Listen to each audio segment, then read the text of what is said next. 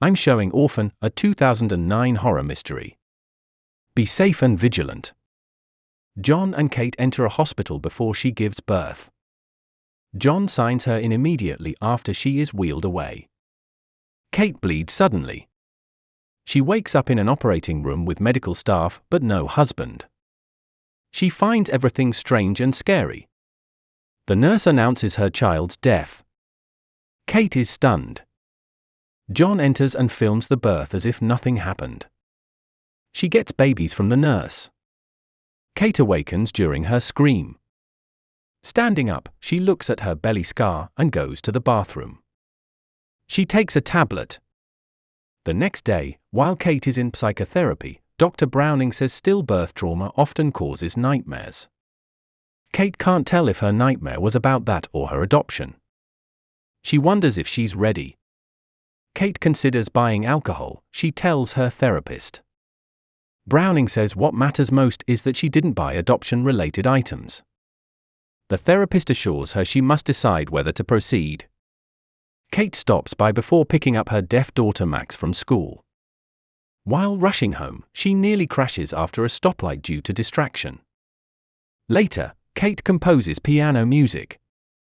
She steps outside to watch Max throw a basketball against the wall, annoyed.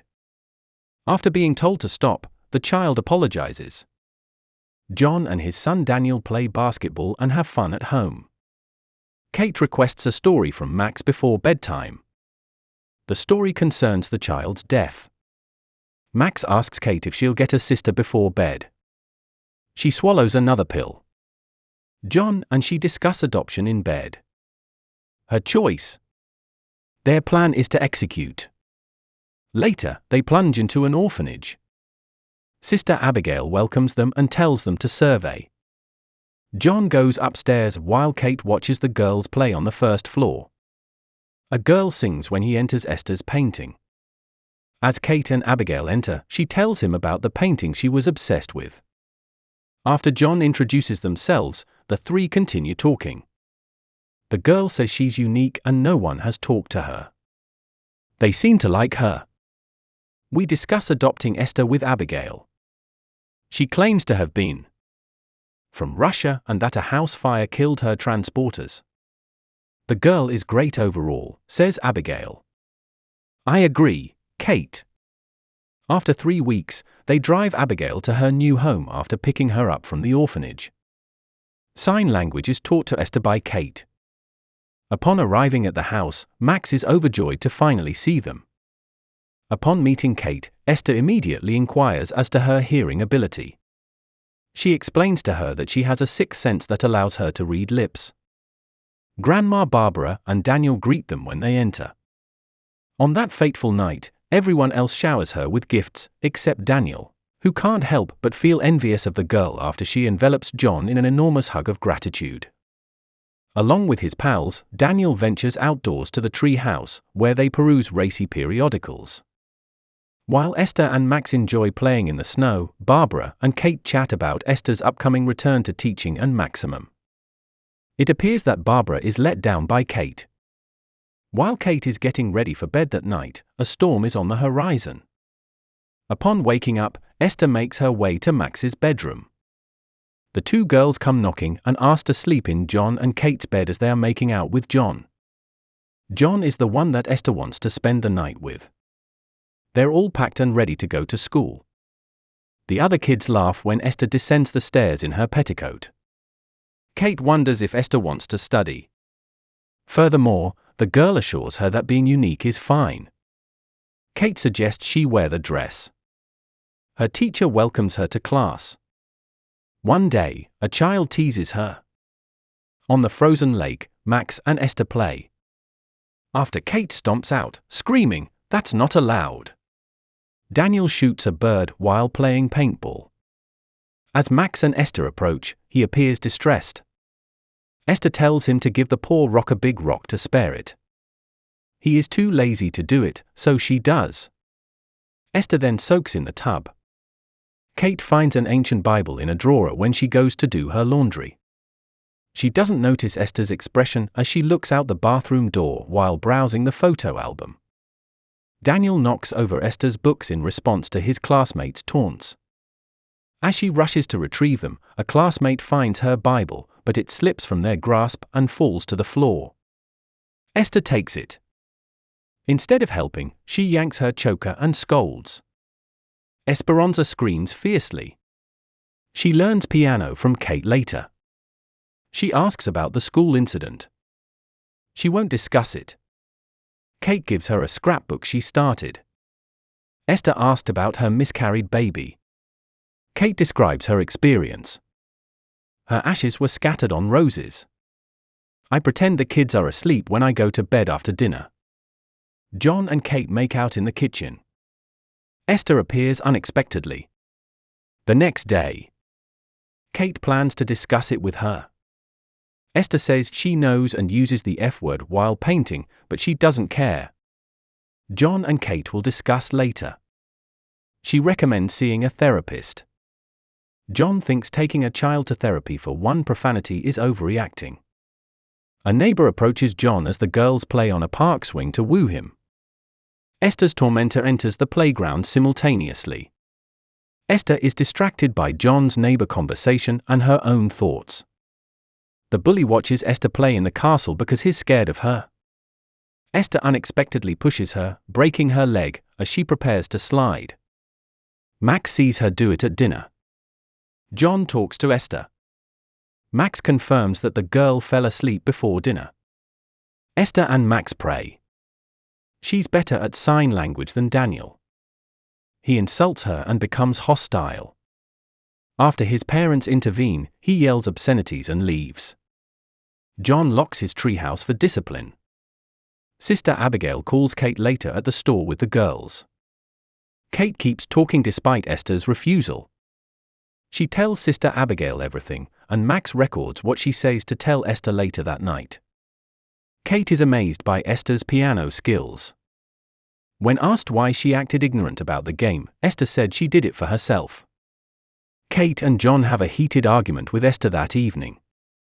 Esther listens in the other room, pleased. Later, Sister Abigail visits us. She worries about Esther being sick and tells the parents.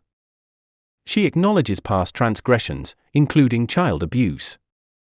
Hearing everything, the girl rushes to Max, pleading for him to save her from the lady.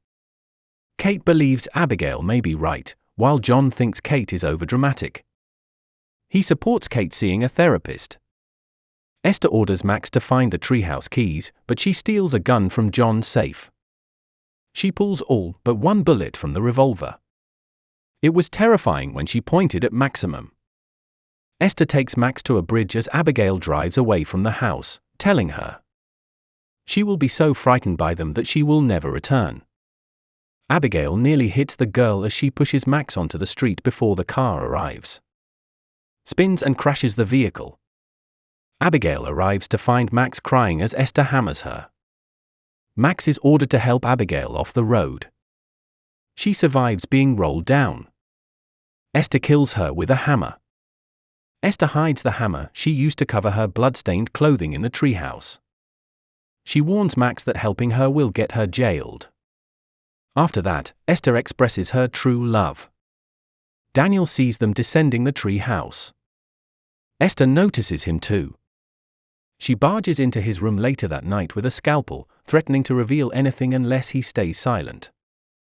A kid pees. While Esther waits outside, John and Kate take her to Browning, who mentions her. Kate is flawed, but the girl is fine, says the therapist. She believes Kate is venting her frustrations with Esther about her motherhood. Her logic is sound, says John. After returning home, Kate receives a call from the orphanage that Sister Abigail has not returned since the previous day.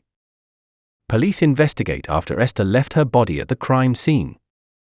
While speaking with Kate and John, a police officer says they have no suspects. Esther shows her macabre painting of the family and their home as she turns the aquarium light on and off. Kate tells John about disturbed children after researching online. After another disagreement, she tells him she's stopping treatment with Dr. Browning. Kate worries about her social life when she thinks about Esther's Russian orphanage. After calling, she discovers no records for her before arriving in the US. John wakes Esther up the next day for the dentist. He says he'll reschedule since she won't go. During their painting session, Esther tells him Kate dislikes her. Kate asks the other kids how she is while driving them to school. They claim she has never done wrong, making them unethical. When Esther enters the kitchen to tell Kate, she surprises her with a gift. Kate gives her daughter a bucket of roses at the ashes scattering. John blames himself as Kate grabs him in anger. Esther breaks her hand that night in the garage. She tells John her arm hurts and calls him from bed. When he checks, it's broken. He puts her in bed after they get home from the doctor. As soon as Kate enters, he approaches. Kate claims she didn't hold her tightly. She buys 2 bottles of wine at a liquor store. She drank some wine and poured the rest down the drain. Kate drives her kids to school the next day. When Daniel exits the car, his bag tears. As Esther leaves Max in the car while Kate helps him, Max stays there. As Kate pursues the car, the snow stops. Kate says she parked the car and Max covered for her during Dr. Browning's visit that night. John gives Esther the second wine she found. Her therapist informs her of her rehabilitation center placement. Kate clarifies her wine stance. They doubt her about wine and the accident. John accuses her of manipulation and threatens to leave with the kids if she doesn't go to rehab in a week. While this happens, Esther threatens to shoot her mom if Max betrays her. Max tells Daniel about Abigail and the treehouse in her room later. Esther hears him promise to get the treehouse items. Kate sneaks into Max's room at night. Esther turns on the lights suddenly. They argue until Esther shows her her journal and admits to reading it. Kate remains unconvinced despite her provocation. Kate calls the orphanage again the next day. In case Esther stays in the dark, she retrieves her Bible. She finds men's images in a plush toy. When she sees Sane Institute, she Googles its meaning. She calls the number and is told it leads to a mental institution, not an orphanage. Daniel sneaks out of the house and gets the items from the treehouse. Following his arrival, Esther pours gasoline on the evidence. Daniel is doused in gasoline while Ben lights it. In the burning treehouse, she likes him. His mother ignores him because she's investigating Esther. Daniel calls for help from the top. He stumbles onto a wood beam and falls as Esther watches. Kate sees the flames as Esther steps over Daniel to smash him with a rock. Kate arrives and pushes Max before she can continue. There's Daniel. All are hospitalized. The doctor says he hurt his neck badly and may forget. That worries Esther. John remains skeptical after Kate's Esther revelations. Esther sneaks into Daniel's room while they argue. Max notices and pursues her. Daniel is smothered by Esther's pillow while Max retrieves her parents. The medical staff revives Daniel after his room alarm goes off. Kate slaps Esther after confronting her.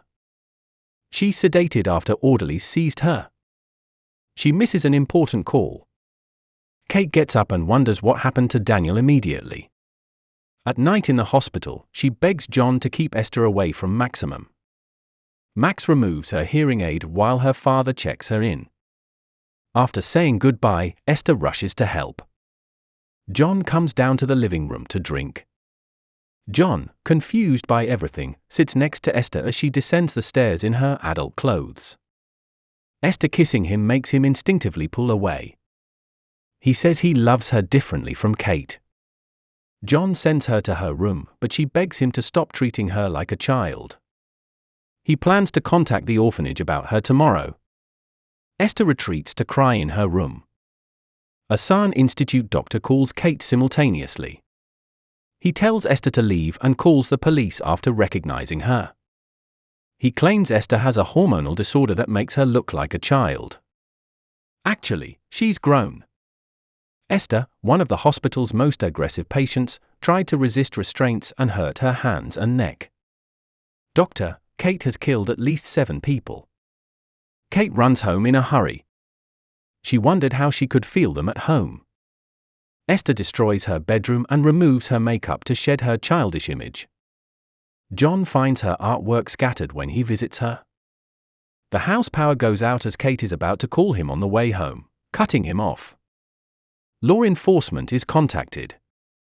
John finds a light in the house. He survives Esther's stabbing despite his wounds.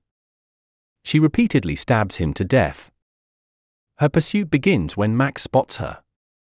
Kate crashes into the house on her way upstairs and runs for the stairs. In her search, she finds John.